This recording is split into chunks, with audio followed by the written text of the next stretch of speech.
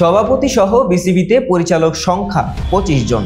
খালেদ মাহমুদ ও নাইমুর রহমান পদত্যাগ করায় ফারুক আহমেদের বর্তমান বোর্ডের সংখ্যাটা 3 সহ 23। তবে তা কাগজে কলমে।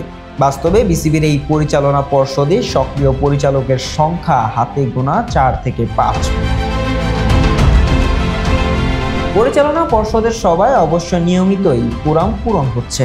সভাগুলোতে যোগ দিচ্ছে 9 থেকে 10 জন করে পরিচালক। তবে তাদের মধ্যেও কেউ কেউ আবার শুধু বোর্ড সভাতেই যোগ দিচ্ছেন অনেকটা কোরাম পূরণের অলংকার হিসেবে। কার্যত বর্তমান বোর্ডে তাদের তেমন কোনো ভূমিকা নেই। বাকি পরিচালকদের মধ্যে সাবেক সভাপতি নাজমুল হাসান সহ 10 থেকে 11 জন আছেন, যারা 5 আগস্ট আওয়ামী লীগ সরকারের পতনের পর থেকে দৃশ্যপটেই নেই।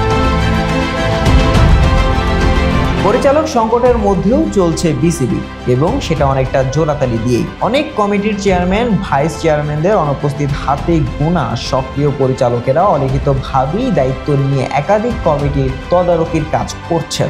গতকাল মিরপুরে বোর্ড কার্যালয়ে বিসিবির পরিচালনা পর্ষদের সবার পর সভাপতি ফারুক আহমেদ অবশ্য বলেছেন, আমরা ডিরেক্টর যারা আছি তারা কিন্তু 2টি, 3টি, 4টি করে বিভাগ দেখছি। কমিটি পুনর্গঠন করতে চেয়ারম্যান, মেম্বার, সেক্রেটারি, মেম্বারও দরকার। ওই ধরনের লোকবল এখন নেই। তবে কমিটি না করলেও কাজ থেমে নেই, আমরা কাজ করে যাচ্ছি।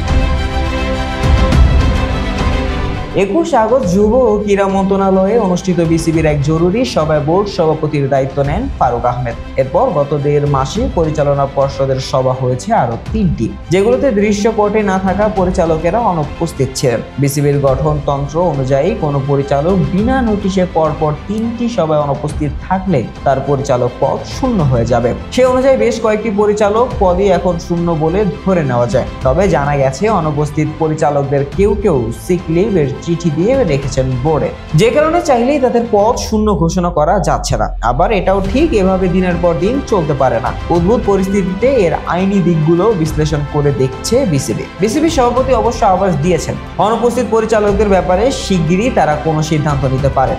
একটা এমার্জেন্সি মিটিং সহ 4টা মিটিং হয়েছে। এখন সময় এসেছে যারা নেই তাদের ব্যাপারে সিদ্ধান্ত নেওয়ার। কোনো পরিচালকের পদ শূন্য হলে বিসিবিতে নতুন পরিচালক আনার একমাত্র পথ নির্বাচন। কিন্তু সরকার, জেলা ও বিভাগীয় ক্রীড়া সংস্থাগুলোর কমিটি ভেঙে দেওয়ায় সেই সুযোগও আপাতত নেই। কারণ বিসিবি নির্বাচনে ভোটারদের একটা বড় অংশই থাকে জেলা ও বিভাগ থেকে। এদিকে ঢাকার অনেক ক্লাবও এই মুহূর্তে অগোছালো অবস্থায় আছে। সব মিলিয়ে বিসিবি পরিচালনা পর্ষদের শূন্য পদে নির্বাচন এই মুহূর্তে সম্ভব হচ্ছে না। ফারুকও গতকাল বলেছেন, এই মুহূর্তে তাদের জায়গায় আমরা কাউকে নিতে পারছি না, কারণ জেলা পর্যায়ের কমিটিগুলো ভেঙে দেওয়া হয়েছে। এখন পর্যন্ত নতুন কমিটি করেনি, ক্লাবগুলো এখনো অগোছালো। নির্বাচন করতে চাইলে পদ খালি হতে হবে, নির্বাচন ওভাবেই করতে হবে। ওই জায়গাগুলোতেই পূরণ করার জন্য আরো কিছু সময় লাগবে। পরিচালক সংকটের মধ্যে থাকা বিসিবির সামনে এই মুহূর্তে সবচেয়ে বড় চ্যালেঞ্জ বিপিএল-এ ঠিকঠাক আয়োজন করা। এক্ষেত্রে অবশ্য ফারুক আহমেদের বোর্ড অনেকটাই এগিয়ে গেছে বলে জানিয়েছে সূত্র।